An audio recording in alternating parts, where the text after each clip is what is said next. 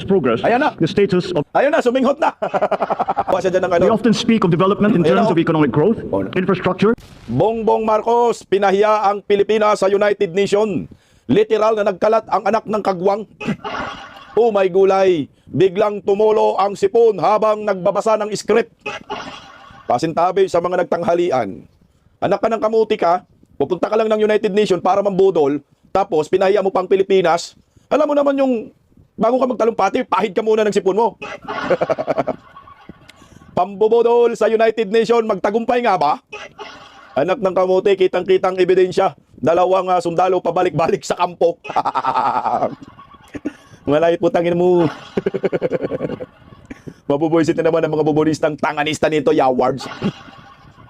Magandang tanghali po sa ating lahat. Palike po muna, pa-share, pa-subscribe, at parang awa nyo na, pakipindot po ang inyong notification bell para palagi po kayong updated sa lahat ng ating mga content. Kasi sabi ng YouTube hindi na daw nanonotify kayo. Kaya pindutin nyo uli yung notification bell ninyo para updated po kayo sa ating mga video.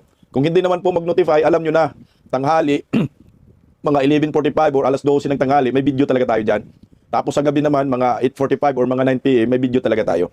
Kaya nakiusap po kami, pakipindot ang notification bell. At Bisdak, Historiador, pangalawang YouTube channel po natin. Reserve lang po yan, baka sakaling magurgur tayo. Meron tayong substitute channel.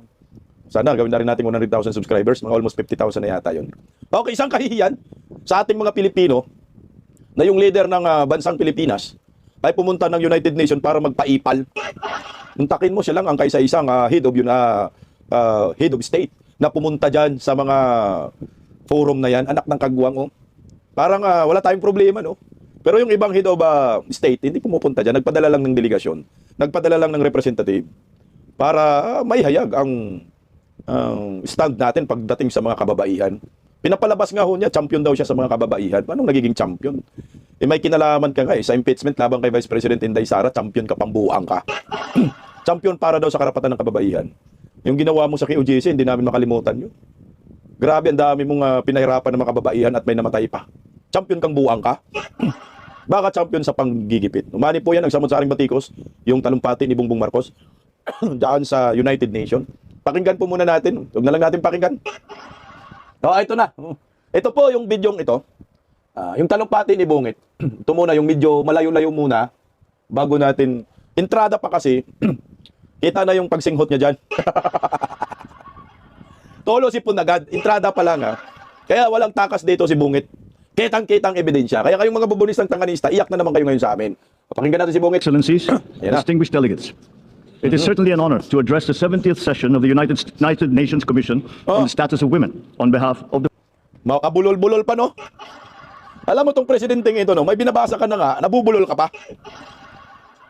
Kunti lang naman yung kanyang talumpati dyan. Siguro mga 5 minutes lang Kaso nga lang, ang agaw sa eksena, yung dalawang sundalo, pabalik-balik sa kampo. Alam nyo na. Anak ng kamote, Excuse me po. Okay, tuloy natin, people of the Philippines. Bantayan nyo yung We sundalo. gather here to discuss what is, in truth, one of the most fundamental measures of a nation's progress, Ayan na. the status of... Ayun na, suminghot na. Alam mo, BBM, wala kang itikit, no? Tumutulong na nga ho yung sundalo sa ilong mo. Huwag na natin banggitin na sipan kasi kakadiri. Alam mo, bagra itong presidenteng ito, no? Alam mo na yung tumutulong na yung sundalo sa'yo kasi nagagalit na sa'yo dahil kagagaling mo lang mag-singhot ng polvoron. Hindi naman bawal yung polvoron, di ba? Wala nang bakaso yan, polvoron lang naman. Bakit kamay talaga? Bakit mo kinamay? Dapat bago ka pumasok dyan, nagpunas ka muna ng sobra. Hindi ba ho? Huwag mo naman ipahiya ang maraming Pilipino. Anak ka ng kagong bagsak ng ekonomiya natin. Pati ba naman yan? Tayo'y tataguri ang pinakamaruming tao sa buong mundo. Kamay? Ano? Sanay sa daliri? Ganon? Hindi halatang expert, Ang buhay ay gulong ng palad. Tuloy natin, Tingnan niyo po ang ebidensya kasi biglang kumintab, kumislap. Ito na, It's women. Kuha siya dyan ng We often speak of development in terms of economic growth, infrastructure, Hindi niya na, natiis, kumuha ng tissue sa harapan. May tissue naman pala, buang ka. Bakit ayaw mong kunin? Bakit dinaliri mo lang? Pwede mo naman palang may tanginumin na lang naman, oh. May tissue naman pala sa harapan. What I mean? Yung presidente ng Pilipinas, literal na nagkalat sa United Nations. So wala tayong napala dyan, di napahiya pa tayo. Anak ng kaguwang. Gumastos pa ng milyon-milyon. technology or trade. But there is a simpler and more human measure. How are the women doing? Lolo, nilunok pa. Ayan po yung pagkakalat ni Bongit. Pero kung gusto po ninyo ng slow-mo, bibigyan natin. Kasi kung ikaw presidente ba, nandyan ka sa international stage, ayusin mo buhay mo. Kung nag-snort ka, no, so galing kang singot, punasan mo yung tira-tira. Kasi nga, nasa international stage ka. So maraming mga tao na nakatutok sa'yo sa buong mundo. So ikis ka na agad dito. Excuse me po. So ngayon, kung maghanap ka ng mga investors dyan, wala kang mahanap dyan. Iikis ka talaga. Ayaw namin dito sa paggra masyado. Ito, mga bubulistang tanganista. Panoorin nyo ito yung slow rock. Slow motion na version. Kita nyo talaga. Ito, grabe. One of the most fundamental measures of a nation's progress is the Ayun na. status of its women. We often Grabe, ang haba pala. Mula Baclaran hanggang Monumento pa lang. Pagsinghot niya. Anak ng kamote. Tuloy natin, oh. speak of development in terms of economic growth, infrastructure, Punas na technology, naman. or trade. One of the most fundamental measures of a nation's progress. Ayan na, oh. Tingnan mo, slow mo. Tinanggalan ko na po ng audio yan. Kasi, ayan na, tumulaw ng sundalo. Oh my gulay. Ano bang nangyari sa'yo, bungit? Mapahiya na naman ang mga bubunistang, tanganistang loyalista ninyo. Aroy. Excuse me po. Grabe, oh, kinamay. Dinalire. Pasintabi sa mga kumakain na, kaya nga hindi ko binabanggit yung salitang ano na lang, sundalo, pabalik-balik sa kampo. Grabe naman yan, oh. Wala, ay ganun ang nangyari. Gumastos ka ng milyon-milyon. No? Hindi mo inisip yung mga OFW sa Middle East, sarili mong interest yung inisip mo dyan, mantakin mo, siya lang pala yung nag-iisang head of state na pumunta dyan. Kasi yung mga event na yan, hindi naman kailangan yung punta ng presidente. Pero siya pumunta talaga, nagpapakupal, nagpapaipal. Ang problema, sumablay pambuang. Ito, tingnan mo. Binira tuloy siya dyan ni Atty. Harry Roque. So ngayon, malaman-laman natin, mantakin nyo ha, talagang tinakasan lang niya ang responsibilidad niya bilang isang pangulo. Mantakin mo ha. Pasabi dyan sa post ni Atty. Harry Roque, sabi, speech about women, yet he had a hand on his VP impeachment, budol. Kaya nga, women, champion of women, daw siya, karapatan ng women, si Bungit. Pero ito, ayon sa initial report, tanging si Marcos Jr. lang ang kaysa isang presidente o head of state na dumalo sa 70th session of the Commission on the Status of Women sa United Nations. Ang ibang mga bansa ay nagpapadala lamang ng delegado o representative sapagkat ang event na ito ay hindi naman kadalasang pinupuntahan ng mga presidente or head of state. It is highly unusual for a president to attend the CSW because it is ay kusok Economic and Social Council body, not General Assembly. Most world leaders save their UN travel for the high-level week in September. Isipin mo, walang kwenta pala yung assembly na yan. Anong ginawa mo dyan? Diba? Nagmayabang ka, nagbudol ka, nagkalat ka lang. At wala ka naman talagang may papasalubong sa maraming Pilipino galing dyan. Unang-una, hindi ka nga sinalubong ni Donald Trump eh. Hindi ka nga welcome dyan ng mga delegasyon dyan. At pati United Nations, hindi ka welcome. Siguro nagugulat yung mga official ng United Nations, bakit mayroong presidente dito? Kailangan lang natin ng mga sekretary. Yan ang napala natin. Gumastos ng milyon-milyon dahil sa kanilang kaibangan. Maglamyarda lang naman yan. Tinaon lang nila na mayroong ganyan. Para yung gastos na yan ay gagastosan natin. Kasi sabihin mo na mayroong assembly, mayroong inatinan. Pero nga, napaka-unusual nga ho. Sa kaganapan na yan na mayroong presidenteng dumating. Dapat yan talaga yung mga sekretary lang. Sinadya na talaga, nakalimutan ang kanyang responsibilidad. Budol nga eh. Tingnan mo ha. Napuna din siya ni Mama Lutiquia. Oh.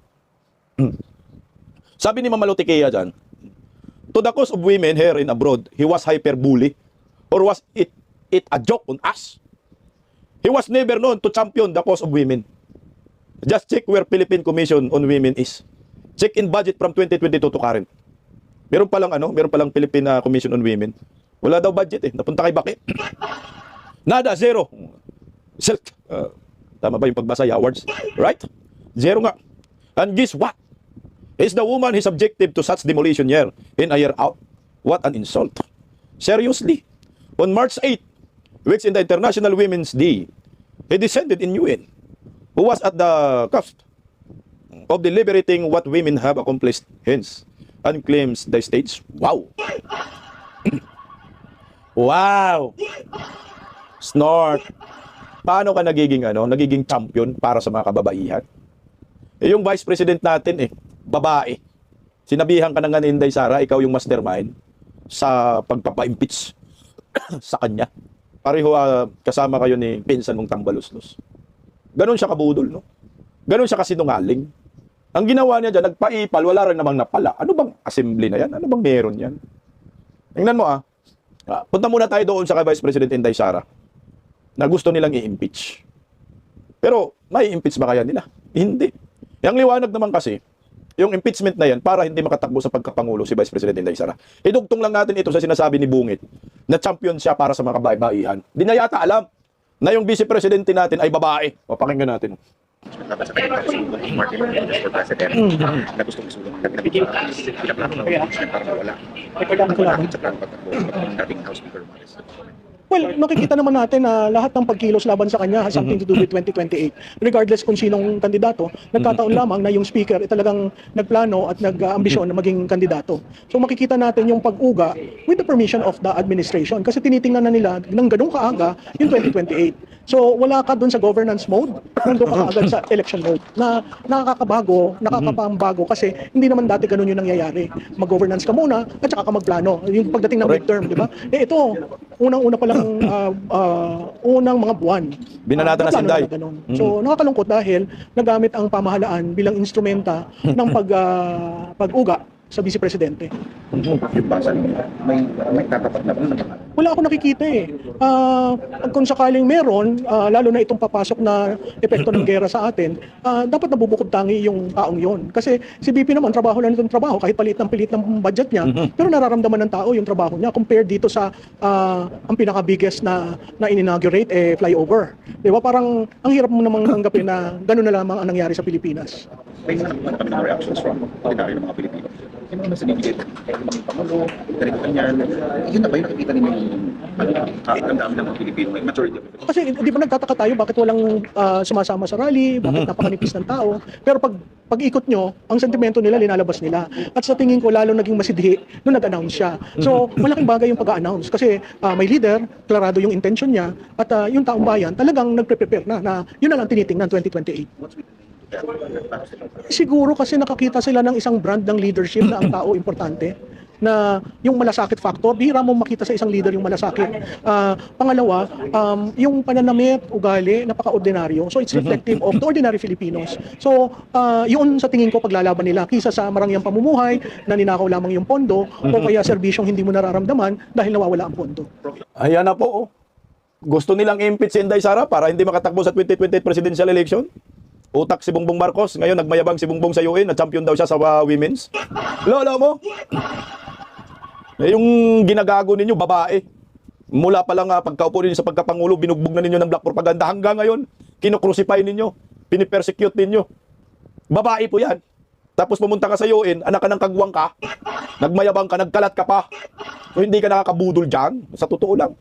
Tingnan mo, trending yan yung pagkakalat niya. Hindi pala yan. Si Kiko Kung Miao yan. Trending na trending yan. Sipon, agaw, iksina sa iyo in speech ni Marcos Jr. Aray ko! Paano na to? Agaw, iksina, sipon mo Champion daw sa kababaihan. O champion sa kalukuhan. Champion sa pagnanakaw. Champion sa paglilima sa kaban ng bayan. Champion sa kasakiman. Champion sa pangungurakot. At higit sa lahat, champion sa polvoron! Anak ng kagwang, paano ka nagiging champion sa kababaihan? Ang dami mong pinapahirapan ng mga kababaihan. Isa na dyan si Vice President Inday Sara. At lalo na yung Kingdom of Jesus Christ na hindi mo nakalimutan yun. Bangag. Hindi mo nakalimutan. Hindi mo naalala yun. Na ang dami-daming kababayan dyan sa QJC. Na yung isang si Mama Nore, inisprayhan ng pepper spray sa mata. Maraming mga kabataan kababaihan ang ginagago mo. Tapos pupunta ka sa KOJC, pupunta ka sa UN, magmalaki ka, na champion ka sa mga kababaihan. Pero yung Kingdom of Jesus Christ, ginagago mo yung mga kababaihan, may namatay pa nga. At hindi ka pa, nakukontento. Gusto mo pang agawin ang kanilang mga kayamanan na naipundar at pinaghirapan sa matagal na panahon? Hunghang! Lokohin mo tatay mong bangkay. Nakausap mo gabi-gabi. Anong champion sa kababaihan? O ito, pakinggan muna natin itong KOJC na miyembro na talagang naglabas siya ng kanyang pagkadismaya. At damdamin dahil nga agawin nga ni Baki ang kayamanan nila eh. Ngayong araw mga kababayan, ang property na ito ay isa po sa mga matindi naming binantayan ng KOJC Siege. Property po ito ng simbahan at para sa amin, sa KOJC, banal po ang mga dako na ito. Pero may mga banta po ngayon laban sa mga property ng KOJC. Samantalang, ang mga property ng mga korap sa gobyerno, kahit po halata ang pagnanakaw, obvious ang pagnanakaw, nababasa natin sa balita, wala naman po aksyon. Wala pong ginamit na public funds sa mga properties na ito. Pero, bakit po gusto itong kunin ng Estado? Tama. Ano po ito? Dahil sa greediness? Sa lang ba? Ang mga properties na ito ng KOJC ay bunga po ng pagkakaisa ng mga miyembro ng simbahan, milyong-milyong kasapi sa buong mundo. Correct. Pero bakit parang mas inuusig kami at ang aming mahal na pastor kaysa po sa mga taong nagnanakaw sa kaban ng bayan? Correct. Hindi po ba masyadong obvious? Malupit lang sila sa mga sibilyan at mga law-abiding taxpayer. Pero sa mga totoong magnanakaw sa pondo ng bayan, wala pong aksyon. Ang bagal po ng hustisya. We will stand our ground mga kababayan. Hindi po kami sa ilalim sa inhustisya. Dismiss na po matagal na ang kaso laban sa aming mahal na pastor. At lahat ng ito politically motivated at paninira lamang laban sa kanya. Exactly. Dahil malapit siya kay dating Pangulo Rodrigo Duterte. Inosente po ang aming mahal na pastor at hindi namin siya iiwan. Hindi po kami matitinag at proud po kami pagsigawan na kami po yung mga kasama niya sa kingdom citizens kami lahat. Isang karangalan para sa amin na maging kabahagi ng KOJC na ang founder namin, ang aming leader, ay si Pastor Apollo C. Kibuloy. Instrumento ng pagbabago ng buhay ng milyong-milyong Pilipino na nagturo sa amin ng pagmamahal sa kapwa, na nagturo sa amin sa SMNI sa pagbabalita ng totoo, at higit sa lahat, nagturo sa amin ng pagmamahal sa Diyos. Lalabasin ng katotohanan mga kababayan, inosente aming mahal na pastor. At araw-araw kaming magdarasal na lalapat, iepekto ang agarang hustisya, hindi lamang po sa amin sa KOJC, kundi maging sa milyon-milyong mga Pilipino na araw-araw umiiyak, araw-araw humihingi ng hustisya, araw-araw sinisingil ang accountability ng mga tagapamahalaan dahil po sa labis na korupsyon sa kaban ng bayan. Patuloy po kami magdarasal. May God bless the Philippines. Ayan, alam mo sa totoo lang, mas champion pa si Pastor Apollo C. Kibuloy para sa karapatan ng mga kababaihan na ipinaglalaban. Tingnan nyo yung KOJC, karamihan kababaihan dyan. Lahat yan nakapag-aral ng libre kay Pastor Apollo C. Kibuloy sa KOJC. Lahat yan, nabago ang buhay nila. Pananampalataya, buhay, hanap buhay, lahat yan. Tingnan mo yung waxes, puro mga kababaihan nandun karamihan. Yung empowerment ng mga kababaihan, women's empowerment, wala yan kay Bongbong Marcos. Mas champion pa si Pastor Apollo C. Kibuloy. At itong si Bongbong, ginigipit ang mga kababaihan dyan sa KOJC. Huwag mo yang kalimutan, Bong, dinalhan mo ng napakadaming mga kapulisan. Ilang libo? 5,000 kapulisan.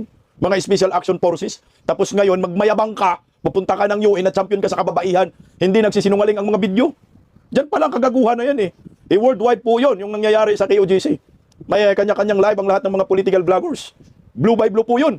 Ngunong ginagawang kagaguhan nila, alam yan ng buong mundo, pero nandun ka, pupunta ka ng UN, magmayabang ka, na champion ka sa karapatan ng kababaihan, anak ka ng kaguwang, wala kang resibo.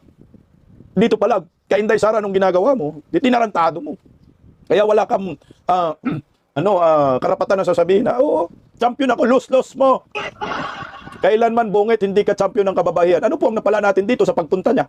Doon sa pangkukupal niya sa UN Assembly, hindi naman pala yan pinupuntahan ng mga head of state. Wala, as in. Kaya binanatan siya ni Kung Miao, ang gobyerno ng Pilipinas ay hindi nagtatrabaho para sa kapakanan ng mga Pilipino. Mas mabuti pang manatili sa bulsa ng mga mamayan ang buwis kaysa mapunta sa bulsa ng mga politiko. Mas mabuti pang manatili sa bulsa ng mga mamayan ang buwis. Parang sinabi dyan ni Kiko na huwag na tayo magbayad ng buwis eh. Bakit? Mapupunta rin naman sa mga politiko. Mapupunta sa mga bulsa, nilalagay sa malita. Pupunta sa Amerika, United Nations, New York. Napakamahal pala yung hotel nila dyan. Sa Manhattan Hotel ba yan? Yung minimum pala dyan, mali ang competition natin kagabi. Kasi sabi, 700 daw eh.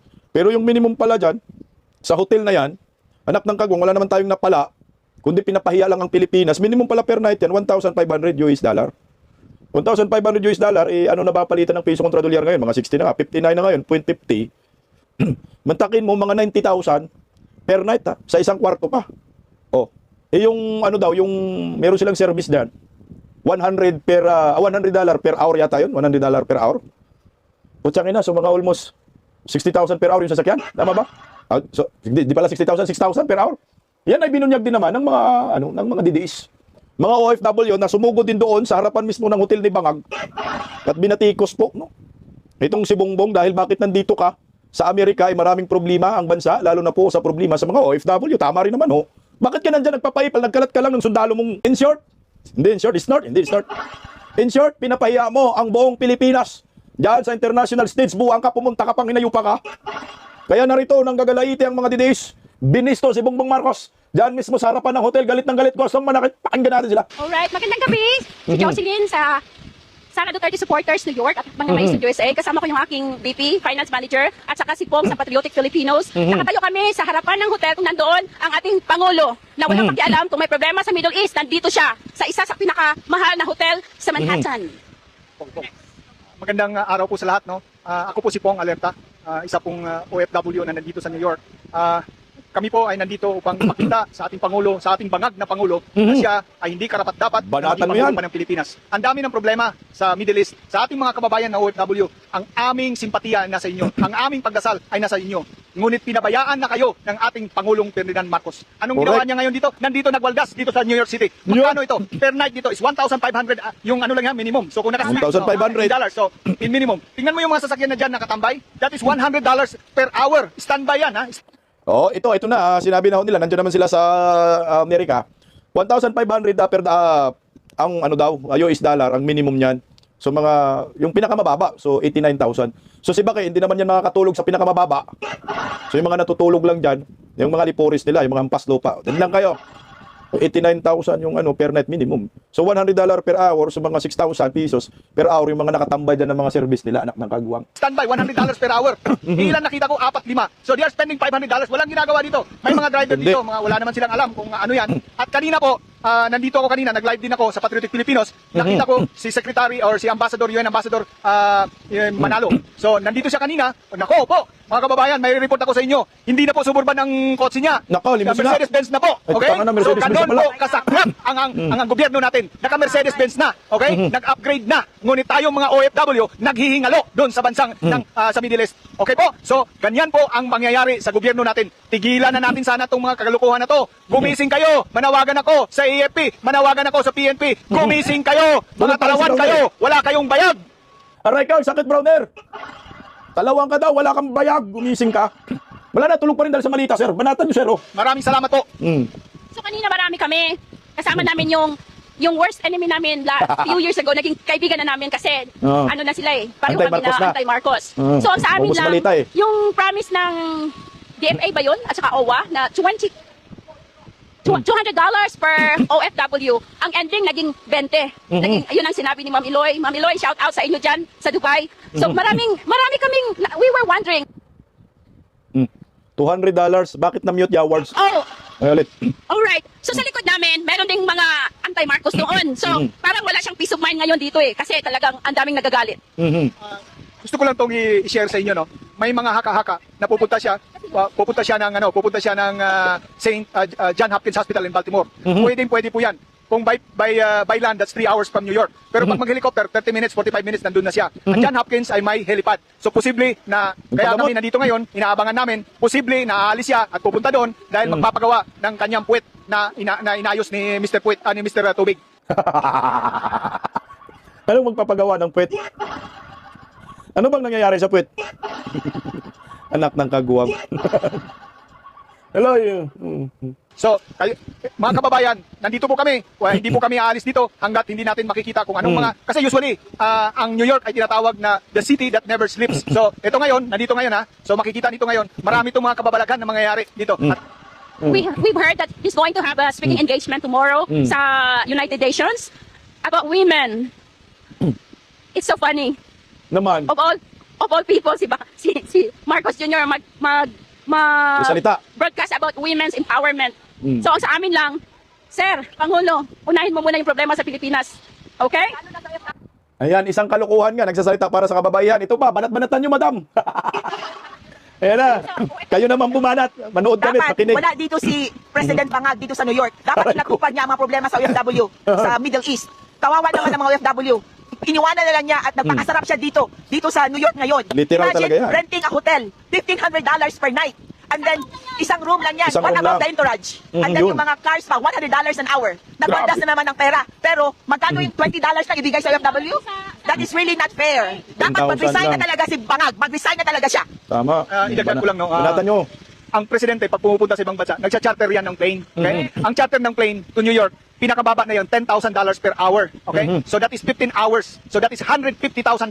Papunta pa lang. Pabalik, that is 300,000. So gagastos siya ng 1 million para pupunta lang sa UN. Anong gagawin niya sa UN? Para kakausapin niyo tungkol sa kababaihan? Naku po, hindi nga niya maawat yung asawa niya, hindi nga niya maawat yung pinsan niya na si Romualdez. Mr. Martin Luther. Kaya ito pa kayang UN? Naku po, maniwala kayo sa hindi. Hindi po maniniwala sa inyo, Mr. Bangag Marcos, ang UN. Kasi alam na alam nila kung anong ginawa mo nung pumunta ka sa LA na nagpatira ka kay Mr. Tubig. Okay? Klaro yan po. Nagpatira kay Mr. Tubig daw. Dahil, alam niyo, di ako updated dyan. May tirahan talaga. At kung gusto mo, kasuhan mo si Maharlika, si Chase, lahat kasuhan mo. Pati yung 18 Marines kasuhan nyo para lalabas yung lahat ng katotohanan sa mga mali-malitang pera na nanakaw nyo sa kaban ng bayan. Mahiya naman kayo. Mahiya ka, Mr. Marcos. Mahiya ka, Lisa Marcos. Mahiya ka sa bayan. Okay? Ganyan po ang ating sitwasyon sa bansa ngayon. Galit na galit kaming mga OFW. Tandaan mo yan, Miss Risa Hontiveros, hindi ka mananalo. Dahil kasabot ka sa gago na Marcos na yan. Hindi ka mananalo. At alam namin kung sino mananalo. Hindi kami mga ngampanya ngayon. Pero darating ang panahon, babawi po kami sa 2028. Talagang Naman. inidoro yan lahat ng mga gago na yan, na magnanakaw na yan. Grabe, ang init ni Sir, no? Tinidoro yan lahat. Mga ugag na yan. Nga, sa 2028 lang siguro maranasan natin na ang pambato ng presidente, sa pagkapangulo, vice-presidente, pati pagka-senador, lahat talo. Inidoro lahat. Tuloy lang natin ng konti. Oh. Dagdag ko lang kanina, nandun kami sa United Nations. There are professors from NYU looking for the protesters nagrally against kay Marcos. So, Mr. Marcos, this is what they said. We've heard about your president. He is so corrupt. So, pati ibang lahi, alam nila. So, alam din nila yung about sa drugs. So, alam mo, para kaming kandila. Natutunaw. Na ano kami, ano na yan? Ay, Gulfstream. So, yung panahon ni Tatay Digong, we are so proud to be a Filipino. But, kabaliktaran po ngayon. Pasensya na. This is from our heart. Hindi kami proud na Pilipino kami dito sa New York at saka sa Amerika. So, isa pa. Pwedeng, Tatay Digong, for the past 6 years na naging presidente ka, gusto namin talaga makita ka namin dito. Pero naintindihan namin na gusto mong nagtitipid ka para sa amin. Pero kabaliktaran po itong nangyari sa panahon ni Marcos Jr. Alright? And then, shout out pala sa aming Pangulo, Atty. Valera. Nagpapasalamat kami. Meron kang prayer, so ipopost lang na. Attorney Valera, yung abogadong magaling. Oh. Ayan po yung sentimento ng mga OFW. Mantakin mo, hindi po sila proud na maging Pilipino, na sila'y Pilipino nung may nagtanong na, I think, media ba yun? Yung presidente daw natin ay corrupt, pati yung issue sa droga ay alam po nila. Ganun ho talaga. Walang kwentang Pangulo, damay-damay lahat ng mga Pilipino. Ayan, ang resulta, bagsak ang ekonomiya, at pati ang moral natin, ang pagka-Pilipino din ay nadadamay. Gaya ho nito.